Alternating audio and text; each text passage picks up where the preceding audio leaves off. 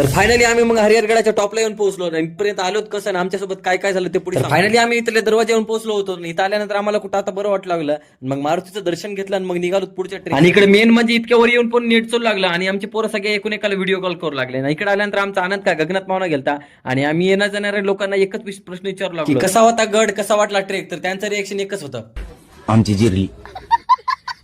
आणि इकडे वरी आल्यानंतर माणूस उडून जायसारखं वारा होता बघा. आणि समोर आल्यानंतर एवढं दुःख होतं की पुढचं माणूस पण दिसणार गेलं. आता मला वाटलं की एवढा ट्रेक आहे की पण याच्या पुढे पण अजून चलायचं. आणि याच्या मायला याचं थोडं समोर गेलं की व्हिडिओ फोटो सुरू व्हायला लागलं. तर त्या करा मग तुमच्या त्या मित्रांना जे असं करतात त्यांच्यासाठी 2 शब्द आहेत बरं का. मी बोलणार बरं का, सरांना बोलायला होतो. बोला बरं सर. घरी त्रास, बाहेर लोकांना त्रास, भविष्यात जी भेटेल तिला त्रास, म्हणजे अख्ख्या जिंदगीत तुला त्रास वरती गेला देवाला बी त्रास.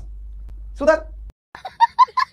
आणि मग इथून फायनली आम्ही इथं मारुतीचं दर्शन घेतलं आणि मारुतीचं दर्शन घेतल्यानंतर समोर निघालो की इतकं जोरात वारं सुटायला लागलं. आणि मग आम्हाला ह्या झेंड्यापाशी पोहोचवायचं लवकर. मग झेंड्यापाशी आलो की मग वरती आल्यानंतर आनंदाचा आनंद होऊ लागला.